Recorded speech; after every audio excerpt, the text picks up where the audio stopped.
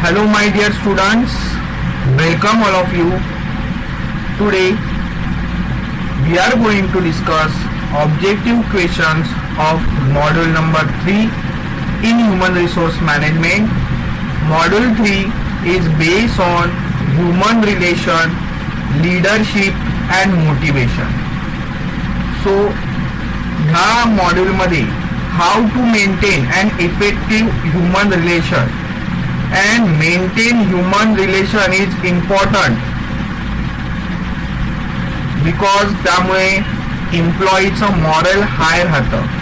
Moral means what? Mental condition. So human रिलेशनला फार महत्व आहे, लक्षात घ्या. त्यामुळे ह्या टॉपिक मध्ये ह्युमन रिलेशन बद्दल डिस्कस केलंय, त्याचबरोबर लीडरशिप बद्दल सुद्धा डिस्कस केलं आहे. लीडर सुद्धा इफेक्टिव्ह असणं गरजेचं असतं. लीडर हा असा असला पाहिजे की त्यांनी त्याच्या सबऑर्डिनेट कडून विलिंगली काम करून घेतलं पाहिजे. विलिंगली म्हणजे स्वइच्छेने. सो लीडरकडे बघून एक काम करण्याचे आपल्याला एक मोटिवेशन मिळालं पाहिजे, लक्षात घ्या. सो ह्या सगळ्या गोष्टींमुळे काय होतं, चांगली ह्युमन रिलेशन मेंटेन केल्यामुळे, चांगला लीडर असल्यामुळे, मोटिवेशन मिळत असल्यामुळे. मोटिवेशन म्हणजे तुम्हाला माहिती आहे, तुम्हाला मॉनेटरी इन्सेंटिव्ह असतात किंवा नॉन मॉनेटरी. सो ह्या सगळ्या गोष्टींमुळे काय होतं, तर एम्प्लॉईला एक काम करण्याची प्रेरणा मिळते, ज्याचा फायदा इनडायरेक्टली कंपनीला, ऑर्गनायझेशनलाच होतो. त्यामुळे ह्युमन रिलेशन, लीडरशिप आणि मोटिवेशन या सगळ्या गोष्टी फार महत्वाच्या आहेत. So without wasting much more time we are going to discuss objective. So our first objective dash is a process of an effective motivation of individual in a given situation to achieve a balance of objective. बघा, कुठल्याही ऑर्गनायझेशनला जर objective achieve करायचे आहे तर कोणती अशी process आहे ज्याच्यामुळे इंडिव्हिज्युअल म्हणजे सबऑर्डिनेटला एक प्रॉपर इफेक्टिव्ह मोटिवेशन मिळतं. तर लक्षात घ्या, ही एक आहे ह्युमन रिलेशन मेंटेन करण्याची प्रोसेस. जर चांगले ह्युमन रिलेशन मेंटेन केले, तुम्ही जस्ट विचार करा, तुम्ही समजा एखाद्या ठिकाणी कामाला लागलात, तुमचा जो बॉस आहे हा तुमची फार केअर करतो, चांगला बॉस आहे, तुम्हाला समजून घेतो, व्यवस्थित तुम्हाला चुकल्यावरती समजावून सांगतो. सो अशा बॉसच्या हाताखाली तुम्हाला काम करायला आवडेल का? अशा समजा अजून दुसरा प्रकार आहे बॉसचा, तो म्हणजे तो ऑटोक्रेटिक स्टाईलचा असणं. ऑटोक्रेटिक म्हणजे काय? तो फक्त तुम्हाला ऑर्डर देणार, तो नेहमी बॉसगिरी करत राहणार, कधीच तुमच्याशी चांगलं बोलणार नाही. तुम्ही काही चांगलं केलं तरी सुद्धा तो तुम्हाला अप्रिशिएट करणार नाही, काही ना काहीतरी चुकाच काढत राहणार. सो मला सांगा, अशा बॉसच्या हाताखाली काम करायला आवडेल का? जो बॉस केअरिंग आहे त्याच्या हाताखाली काम करायला आवडेल? तर ऑब्विसली मला माहिती आहे सगळ्यांचं आन्सर हेच असणार आहे, जो बॉस केअरिंग आहे त्याच्या हाताखाली काम करणं जास्त आपल्याला आवडेल. सो हीच तर गोष्ट ह्युमन रिलेशनशी रिलेटेड आहे.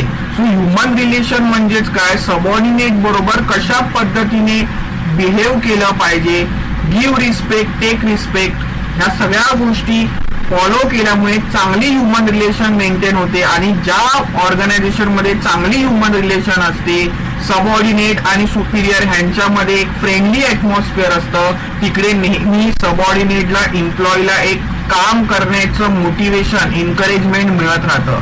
त्यामुळे ह्याचं बघा राईट आन्सर आहे ह्युमन रिलेशन. सो तुम्ही लक्षात ठेवा, human relations is a process of an effective motivation of individual in a given situation to achieve a balance of objective. So our right answer is human relation. So जर organisation मध्ये effective human relation maintain करता आलं तर नक्की त्या organisation मध्ये एक proper team spirit असतं, ऑर्गनायझेशन मधल्या एम्प्लॉईचं मॉरल हाय असतं, कारण त्या ऑर्गनायझेशन मध्ये प्रत्येकाला रिस्पेक्ट दिला जातो, त्याच्याबरोबर चांगली ह्युमन रिलेशन मेंटेन करण्यावरती प्रयत्न केला जातो, ज्याचा फायदा काय होतो तर ते इंडिव्हिज्युअल सबऑर्डिनेट नेहमी मोटिवेटेड असतात, ते त्यांना दिलेलं काम अगदी मनापासून करतात. So hope you understand. Is it clear? First ऑब्जेक्टिव्हचा आन्सर आहे human relations. Next objective, dash is the activity of influencing people to strive willingly for group objective. मी तुम्हाला इंट्रोडक्शन मध्ये सांगितलं बघा, लीडरशिप. सो लीडर हा कसा असला पाहिजे? लीडर कडे बघितल्यानंतर एक मनापासून काम करण्याची इच्छा जागृत झाली पाहिजे सबऑर्डिनेटच्या माइंड मध्ये. So leadership is the activity of influencing people to strive willingly. त्यांनी स्वतःहून मनापासून काम केलं पाहिजे, लीडरचं ऐकलं पाहिजे. लक्षात घ्या. सो आपले ऑप्शन्स आहेत मोटिवेशन, लीडरशिप आणि कम्युनिकेशन. सो ही लक्षात घ्या मित्रांनो, लीडरशिपची डेफिनेशनच आहे, त्यामुळे तुम्ही डोक्यात ठेवा. IMP आहे, एक्झामला येऊ शकते. Leadership is the activity of influencing people to strive willingly. Willingly म्हणजे काय? स्वइच्छेने त्यांनी काम केलं पाहिजे. आणि लीडरच असा असतो जो सगळ्यांना एकत्रितपणे घेऊन पुढे जात असतो, ज्याच्यामुळे ऑर्गनायझेशनला फायदा होतो. लीडरच्याच हातामध्ये सगळ्या गोष्टी असतात. जर काही ग्रीव्हियन्सेस, कंप्लेंट असतील तर त्या कंप्लेंट त्यांनी सॉल्व्ह केल्या पाहिजे, जेणेकरून जे कोणी सबऑर्डिनेट आहे त्यांना काम करायला पण मजा येईल. सो ऑब्जेक्टिव्ह नंबर 2 चा राईट आन्सर आहे लीडरशिप. सो ही लीडरशिपची डेफिनेशन आहे, त्यामुळे डोक्यात ठेवा. Next, under dash leadership style. So बघा, leadership style is depend upon behaviour of leader. शेवटी लीडर हा सुद्धा एक इंडिव्हिज्युअल पर्सन असतो आणि तुम्हाला माहिती आहे हाताची 5ही बोटं सारखी नसतात. प्रत्येक लीडरचा स्वभाव वेगवेगळा असतो.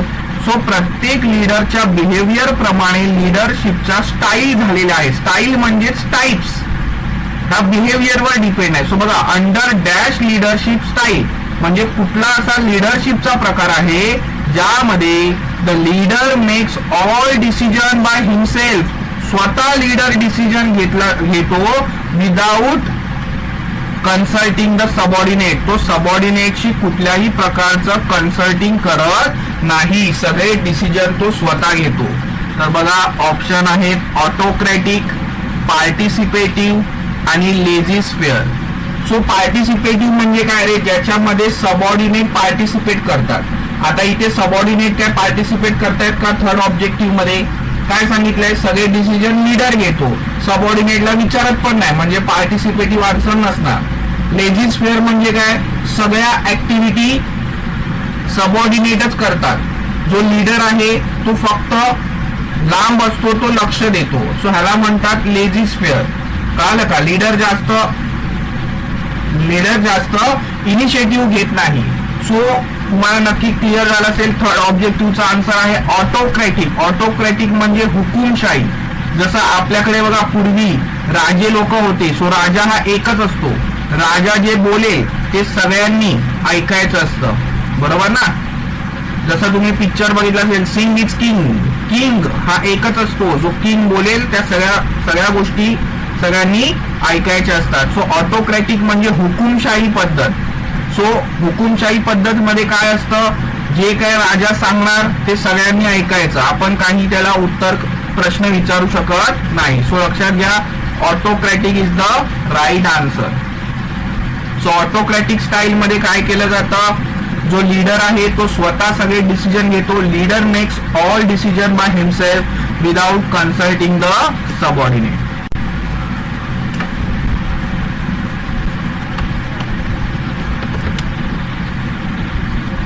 Fourth objective, under dash leadership style subordinate make decision. बघा, ऑटोक्रॅटिकच्या अपोजिट आहे लेझी स्फेअर स्टाईल. ऑप्शन तुम्ही बघू शकता. First option lazy sphere, second option participative, third option आहे कन्सल्टेटिव्ह. सो कन्सल्टेटिव्ह मध्ये काय केलं जातं? जस्ट जो सुपिरियर आहे म्हणजे जो लीडर आहे तो फक्त कन्सल्ट करतो, म्हणजे विचारतो. सबऑर्डिनेटला, पण स्वतःच डिसिजन घेतो. बघा हे जे मी एक्सप्लेनेशन जे सांगतोय ना, तुम्ही सगळ्यांनी डोक्यात ठेवा, कारण तुमच्यासाठी ते फायदेशीर आहे. दुसरे पण कुठले ऑब्जेक्टिव्ह आले तर तुम्ही त्याचा आन्सर देऊ शकता, कारण तुम्हाला कन्सल्टेटिव्ह म्हणजे काय नक्की माहिती आहे. त्यामुळे कन्सल्टेटिव्ह मध्ये काय, जस्ट कन्सल्ट करणार म्हणजे विचारणार, पण डिसिजन कोण घेणार, सुपिरियर म्हणजे लीडरच घेणार.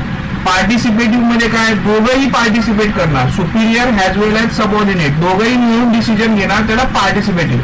पण इथे आपल्याला काय मिळालंय, काय सांगितलंय, under dash leadership style subordinate make decision. Subordinate कुठल्या स्टाईल मध्ये डिसिजन घेतो, तर लेजिस्फिअर. लेजिस्फिअर मध्ये लीडरचा रोल पॅसिव्ह असतो, ऍक्टिव्ह कोण असतात, सबऑर्डिनेट. सबऑर्डिनेट हे प्रोफेशनल लोक असतात, सो त्यांचे डिसिजन ते स्वतः घेऊ शकतात. सो लेजिस्फिअर फक्त जर काही अडलं तरच मग जो सुपिरियर आहे म्हणजे जो लीडर आहे तो त्यांना हेल्प करणार, नाहीतर सगळे डिसिजन हे सबऑर्डिनेट घेतात. तर लक्षात घ्या, आन्सर आहे आपला चौथ्या ऑब्जेक्टिव्हचं लेजिस्फिअर. लेजिस्फिअर मध्ये लीडरचा रोल पॅसिव्ह असतो, लीडर निष्क्रिय काही करत नाही, सगळ्या गोष्टी सबऑर्डिनेट करतात, डिसिजन सुद्धा सबऑर्डिनेट घेतात. सो तुम्ही लक्षात घ्या, laissez faire leadership style is opposite to autocratic style. Is it clear? So fourth objective मध्ये मी तुम्हाला पार्टिसिपेटिव्ह म्हणजे काय तेही सांगितलंय, कन्सल्टेटिव्ह म्हणजे काय तेही सांगितलंय. सो ते जरा नीट डोक्यात ठेवा. पाहिजे तर व्हिडिओ पॉज करा, पुन्हा रिवाइंड करून एकदा परत ऐका, म्हणजे तुमच्या गोष्टी डोक्यात राहतील, जेणेकरून तुम्ही ऑब्जेक्टिव्हचा आन्सर एकदम सहजपणे देऊ शकता.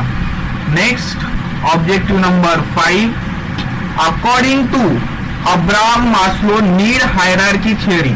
बघा अब्राहम मास्लो सर जे आहेत त्यांनी नीड हायरार्की थिअरी डेव्हलप केलेली आहे.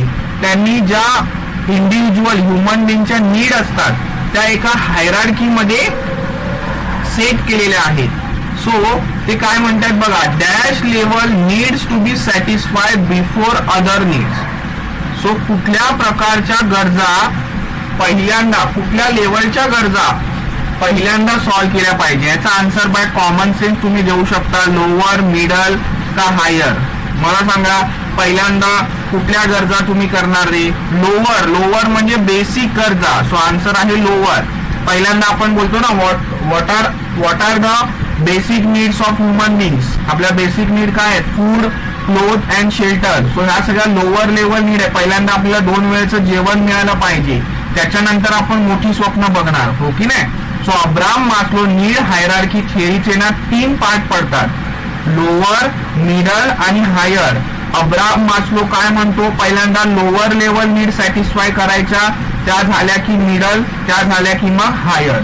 सो जर तुमच्या लोअर लेवल नीड सॅटिस्फाय झाले तर तुम्हाला मिडल लेवलच्या नीड मोटिवेट करणार काम करण्यासाठी, मिडल लेवलच्या नीड सॅटिस्फाय झाल्या तर तुम्हाला हायर लेवलच्या नीड मोटिवेट करणार काम करण्यासाठी. सो अशा पद्धतीने एक हायरार्की, लोअर, मिडल आणि हायर अशामध्ये त्यांनी एक थिअरी डेव्हलप केली आहे.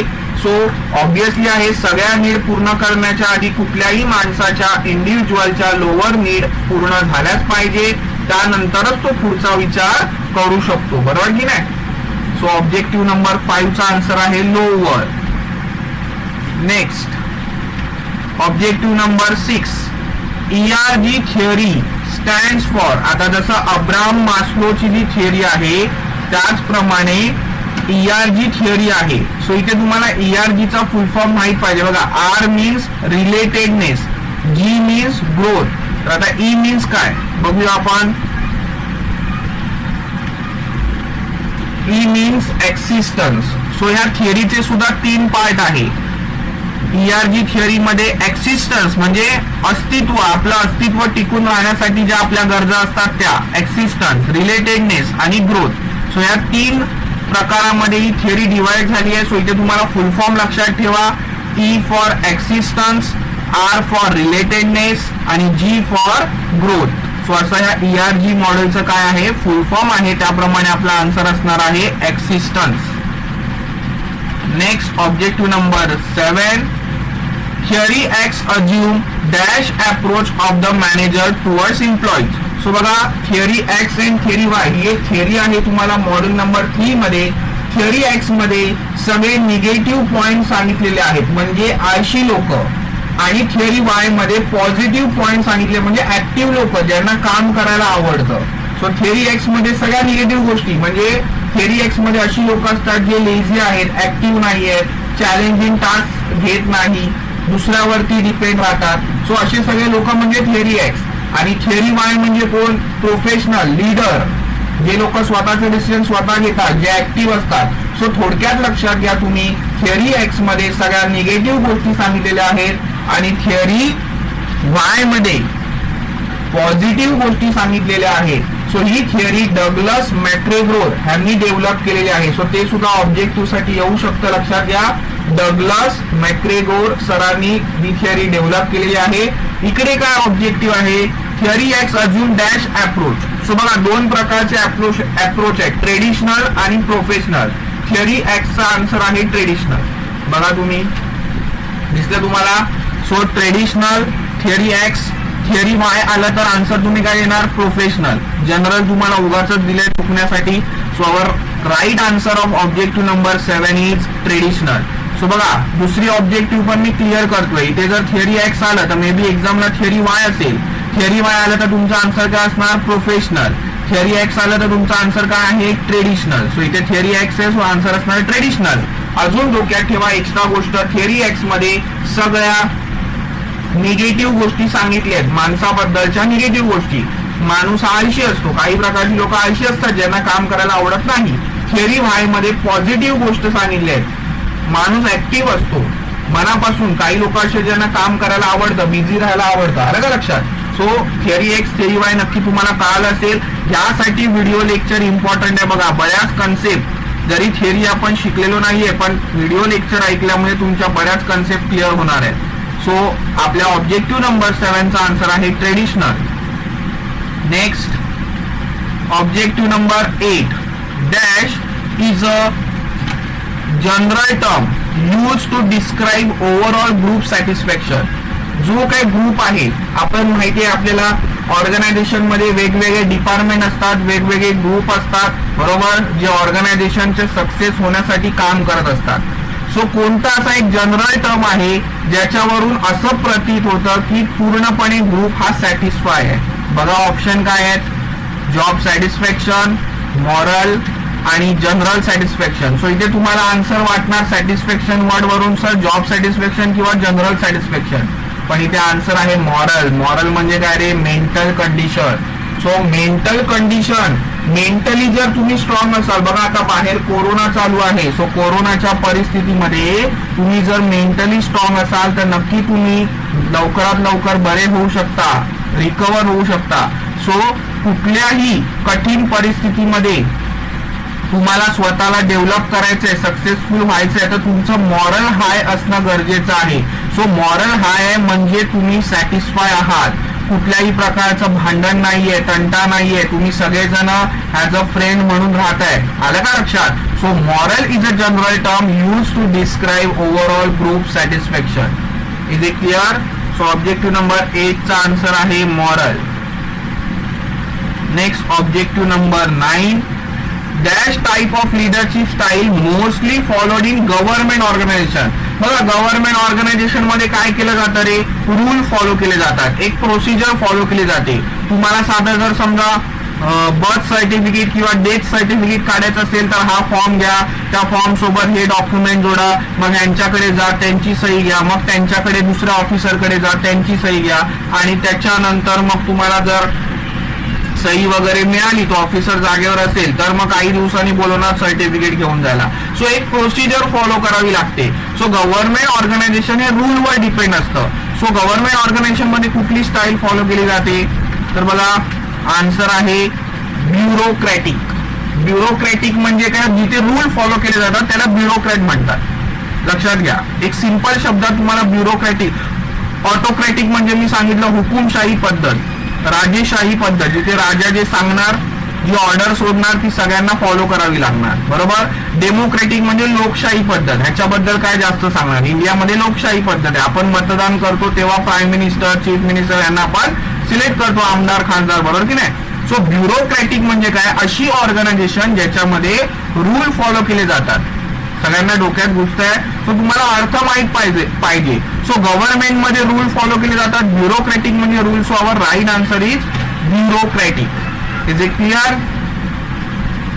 सो सगळ्यांना ऑब्जेक्टिव्ह नक्की कळत असतील. जे मी एक्सप्लेनेशन बोलतोय ना त्याच्याकडे तुम्ही मेन लक्ष द्या. आन्सर काय तुम्ही सुद्धा 2-3दा वाचलं की आन्सर तुमच्या डोक्यात राहणार, पण हे जे मी लेक्चर्स घेतोय याच्यामुळे तुमच्या बऱ्यापैकी कन्सेप्ट क्लिअर होणार, ज्याच्यामुळे खरंच तुम्हाला ऑब्जेक्टिव्हचे आन्सर द्यायला फार मदत होईल. लक्षात घ्या. Next objective number 10.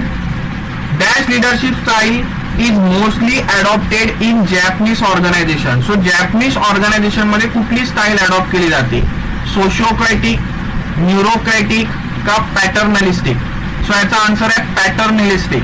सो जसं बघा आपल्या घरी पॅटर्नलिस्टिक म्हणजे काय, आपल्या घरी मेन कोण असतं? आपले बाबा असतात.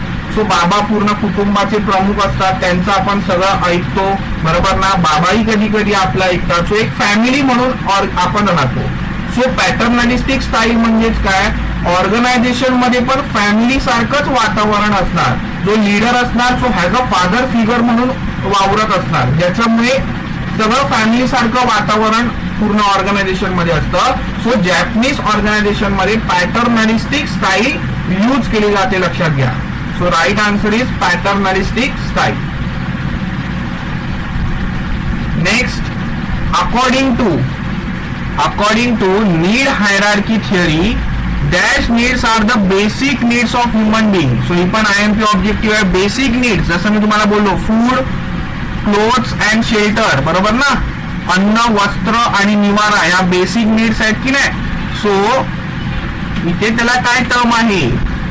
फिजिओलॉजिकल, सायकोलॉजिकल का सोशल? तर याचा आन्सर आहे फिजिओलॉजिकल. याच्यात मुलं कन्फ्युज होतात. सायकोलॉजिकल म्हणजे रिलेटेड विथ माइंड, सायको, बरोबर की नाही? फिजिओलॉजिकल म्हणजे बेसिक नीड, नेसेसिटी, जे आपल्याला गरजेचं आहे. फूड, क्लोथ, शेल्टर आपल्याला नेसेसरी आहे. लक्षात घ्या. सो सायकोलॉजिकल मी बोललो, चुकून माफ करा. Physiological, A option is the right answer. Physiological needs are the basic need, necessity. लक्षात ठेवा. Objective number 12. Theory X is based on dash assumption of human nature. मी मगाशीच तुम्हाला सांगितलं थिअरी एक्स मध्ये सगळ्या निगेटिव्ह गोष्टी सांगितलेल्या आहेत, वेअर एज थिअरी वाय मध्ये सगळ्या पॉझिटिव्ह गोष्टी सांगितल्या आहेत. सो थिअरी एक्स कशावर डिपेंड आहे? Negative factor.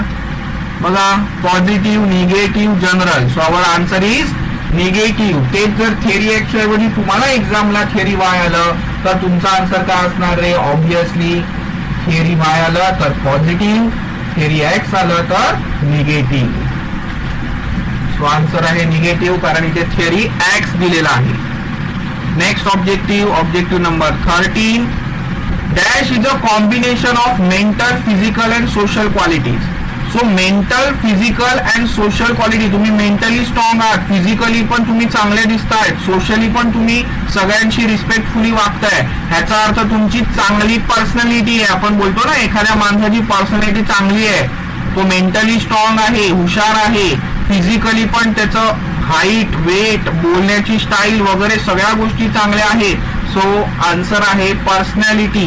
ॲबिलिटी, पर्सनॅलिटी आणि मेंटॅलिटी. So personality. आता मला सांगा, मेंटॅलिटी आन्सर असणार का? मेंटॅलिटी म्हणजे कॉम्बिनेशन ऑफ मेंटल आणि मेंटॅलिटी हा एकच शब्द इथे येतोय. So personality is the combination of mental, physical and social quality. लक्षात घ्या. So right answer is personality.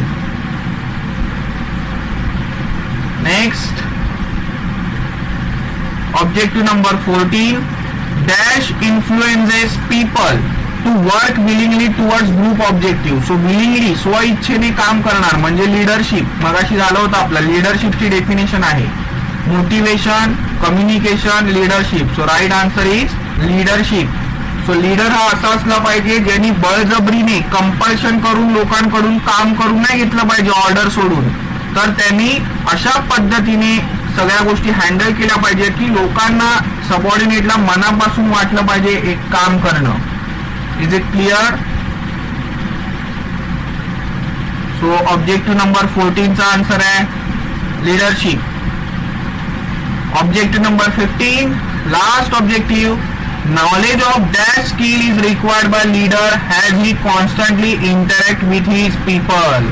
बघा, लीडरला कंटिन्युअस बेसिस वरती लीडरचा कॉन्टॅक्ट असतो सबऑर्डिनेट बरोबर. शेवटी सबऑर्डिनेट हे कोण आहेत? सबऑर्डिनेट हे ह्युमन बिंग्स आहेत. सो कुठल्या गोष्टीचं लीडरला नॉलेज असलं पाहिजे सांगा मला, ह्युमन, मार्केट का टेक्निकल? अरे लीडरचा कॉन्टॅक्ट कंटिन्युअस बेसिसवर सबऑर्डिनेटशी येतो. सबऑर्डिनेट हे ह्युमन बिंग आहेत. सो कुठल्याही लीडरकडे नॉलेज ऑफ ह्युमन स्किल असलं पाहिजे. So option A human is the right answer. Human skill. So हाताची पाची बोटं सारखी नाही कुठल्या माणसाशी. बघा, काही लोकांना काही रागाने बोललं की लगेच वाईट वाटतं, रडायला येतं. काही लोकांना कितीही बोला काहीच फरक पडत नाही. सो हा एक ह्युमन स्किल, ह्युमन बिहेवियर आहे. सो ह्या ह्युमन बिहेवियर, ह्युमन स्किलचं नॉलेज असलं पाहिजे. So right answer is human. आलं लक्षात? सो बघा, 15 IMP ऑब्जेक्टिव्ह मी तुमच्याशी डिस्कस केलेले आहेत. Hope you understand all this things. त्याचबरोबर बऱ्याच या टॉपिक मधल्या छोट्या छोट्या कन्सेप्ट सुद्धा मी क्लिअर केलेले आहेत. सो व्हिडिओ लेक्चर पूर्णपणे शांतपणे ऐका, तुम्हाला नक्की ऑब्जेक्टिव्हचे आन्सर देता येतील ह्याची गॅरंटी आहे. सो आज आपण इथेच थांबूया. घरीच राहा, सुरक्षित राहा. Thank you, bye.